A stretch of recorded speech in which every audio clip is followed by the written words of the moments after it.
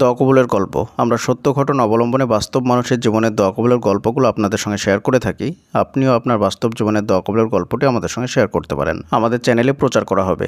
দোয়া কবুলের গল্প পাঠানোর জন্য আমাদের ইমেল আইডি ব্যবহার করবেন। আমাদের ইমেল আইডি হলো khalidhasan6695@gmail.com। আজকের এই দোয়া কবুলের গল্পটি আমাদের একজন ভিউয়ার্স আমাদেরকে ইমেলের মাধ্যমে পাঠিয়েছেন, আর সেটাই আমি খালিদ হাসান আপনাদের সঙ্গে হুবাহু পড়ে শোনাবো ইনশাআল্লাহ। প্রথমে তিনি সালাম দিয়েছেন, আসসালামু আলাইকুম ওয়া রাহমাতুল্লাহ। ওয়ালাইকুম আসসালাম ওয়া রাহমাতুল্লাহ। তারপরে তিনি লিখছেন, আমি এইচএসসি 2024 ব্যাচের।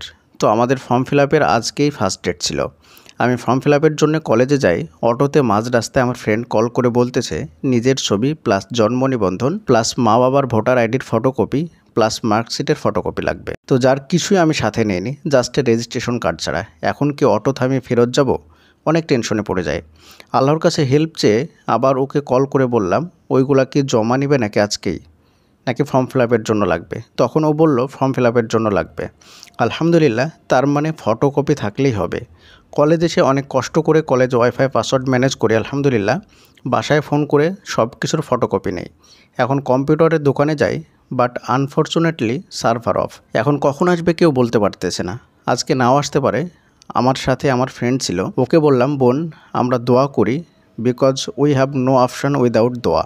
আর আমরা যদি এখন ফেরত যাই তাহলে কালকে আসাও সম্ভব না, কারণ এত সময় নেই আমাদের কাছে, বিকজ সামনে এক্সাম পড়তে হবে। তো যাই হোক, ও আর আমি দরুদ শরীফ, ইস্তেগফার, দোয়া ইউনুস পড়তে থাকি। ততক্ষণে 10:45 বাজে। ভাবলাম 12টার মধ্যে সার্ভার না আসলে ফেরত যাব। এর মধ্যে আমাদের প্রচুর ক্ষুধাও লেগেছে। আমরা হোটেলে গিয়ে হালকা নাস্তা করি, কিছুক্ষণ গল্প করি। আলহামদুলিল্লাহ 12টার পর সার্ভার প্রবলেম দূর হয়। বাট দোকানে এসে শুনি আজকে সায়েন্সের ফর্ম ফিল আপ হবে না। এটা শুনে যে কি কষ্ট লাগছিল আমি ভাষায় প্রকাশ করতে পারবো না। হটেভার আল্লাহর ফয়সালা মেনে নিলাম। বাসায় ফেরত আসবো এমন সময় আমার ফ্রেন্ড বলল কলেজ থেকে একটু ঘুরে আসি। ওর কথায় কলেজ আসলাম, কারণ এই সময় তো বারবার আসবে না। আজকে সুযোগ পাইছি তো একটু কাজে লাগাই, সময়টা ঘুরেই নেই। দেন কলেজে আসি, তখন দেখি কয়েকটা মেয়ে ফর্ম ফিল আপ করে জমা করে আসছে। আমার ফ্রেন্ড ওদের বলে তোমরা কি সায়েন্সের? ওরা বলল হ্যাঁ। তো আমি বললাম আজকে নাকি সায়েন্সের হবে না। ওরা বলল যে হচ্ছে। আমরা করে আসলাম। আমি আবারও বুকে আশা ফেরত পেলাম এবং দোকানে এসে অনেক সিরিয়াল পার করে অবশেষে আলহামদুলিল্লাহ দুপুর 2টার মধ্যে সব কিছু হয়ে গেল। তারপর আমি বাড়ি ফেরার সময় আব্বু কল করছে, বলতেছে আমার কি ফর্ম ফিল আপে কোনো সমস্যা হয়েছে? কে যেন কল করে আব্বুকে বলেছিল ফর্ম ফিল আপের কথা। আমি ঠিক মতো শুনতে পাচ্ছিলাম না অটোয় থাকার কারণে, তবে বুঝতে পারছিলাম যে কিছু হয়তো প্রবলেম হয়েছে। আবার মাথা আকাশ ভেঙে পড়লো। আল্লাহ, এত কষ্ট করে সব কিছু কমপ্লিট করলাম, আবার কি হলো? শেষ পর্যন্ত কি তীরে এসে তরি ডুবে গেল? আমি কি আবার অটো থেকে নেমে কলেজে যাব? কিন্তু এও তো পসিবল না, কারণ প্রচুর মাথা ব্যথা করছে। আমার ফ্রেন্ডকে বললাম বোন দোয়া কর, না হলে কাল আবার আসা লাগবে। ও দোয়া করতে লাগলো, আমি ইন্না লিল্লাহি ওয়া ইন্না ইলাইহি রাজিউন, আল্লাহুম্মা আজিরনি ফি মুসিবাতি ওয়া আখলিফনি খায়রাম মিনহা। এই দোয়াটা পড়ছিলাম, কারণ বিপদে কোনো ক্ষতি হলে এই দোয়া পড়লে আল্লাহ উত্তম বিনিময় দান করেন। দোয়া কবুলের গল্পটা অনেকটা বড়, তারপরে কি লিখছে চলুন দেখে আসি। তারপরে দরুদ, ইস্তেগফার ও দোয়া ইউনুসও পড়ছিলাম। তারপর বাসায় এসে ওই নাম্বারে কল করে বলি ফর্ম ফিল আপের কী প্রবলেম হয়েছে। উনি বললেন আমি ফর্ম ফিল আপ করে আসছি, বাট পেমেন্ট করিনি। আসলে হয়েছিল কি, যখন একটা দোকানে যাই তখন ওখানে ভিড় দেখে অন্য দোকানে গেছিলাম। ওখানে ফর্ম ফিল আপ করি, বাট অনলাইনে পেমেন্ট করিনি, কারণ রুল আসছিল না। পরে উনি বলেন যে অফিসে গিয়ে কথা বলতে। তারপর আমি আসার পথে আগের কম্পিউটারের দোকানে ভিড় নিয়ে দেখে ওখানে আবার সব কিছুর ফর্ম ফিল আপ করে ওখানেই পেমেন্ট করি। আসার সময় আগের দোকানে আসতে চাইছিলাম, কারণ ওখানে ছবি রেখে আসছি, বাট পরে এইটা আর মনে ছিল না।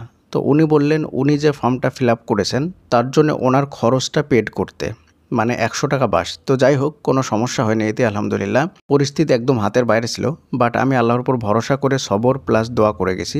আলহামদুলিল্লাহ তিনি আমাকে ফেরাননি। আপনাদের সিচুয়েশন হয়তো এর থেকেও খারাপ, কিন্তু হতাশ হবেন না। আল্লাহকে ডাকুন, আল্লাহি, আল্লাহ আপনাকে ফেরাবেন না।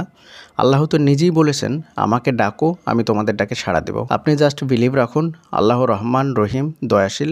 অতঃপর যারা আল্লাহর উপর বিশ্বাস করে, তাকে দৃঢ়ভাবে অবলম্বন করে, তাদেরকে তিনি তার দয়া ও অনুগ্রহের মাধ্যমে প্রবেশাধিকার প্রদান করবেন ও সরল পথে পরিচালিত করবেন। সূরা আল ইমরান আয়াত নাম্বার 92।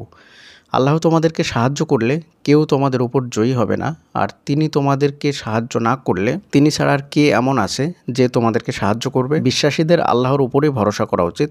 সূরা আল ইমরান আয়াত নাম্বার 160। আমার জন্য সবাই দোয়া করবেন যাতে এক্সামে অনেক ভালো ফল অর্জন করতে পারি, আব্বু আম্মুর যোগ্য সন্তান যেন হতে পারি, আর দুনিয়া ও আখিরাতে যেন সফলতার শীর্ষে থাকতে পারি।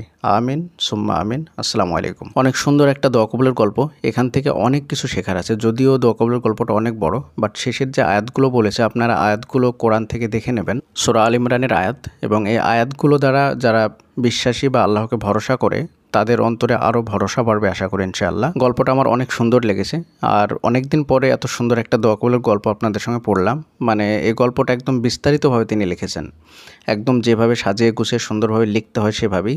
যেই বোন এই দোয়া কবুলের গল্পটা পাঠিয়েছে তাকে অনেক অনেক ধন্যবাদ আমাদের পক্ষ থেকে, এবং আল্লাহর কাছে তিনার জন্য দোয়া করি আল্লাহ সুবহানাহু ওয়া তাআলা যেন তিনার দুনিয়া ও আখিরাতে উত্তম বদলা দান করেন। আমিন। আর হয়তোবা এতদিনের মধ্যে তার রেজাল্টও হয়ে গিয়েছে, তো আশা করি ইনশাআল্লাহ তিনি ভালো ফলাফলই করেছেন। আসসালামু আলাইকুম ওয়া রাহমাতুল্লাহি ওয়া বারাকাতুহু।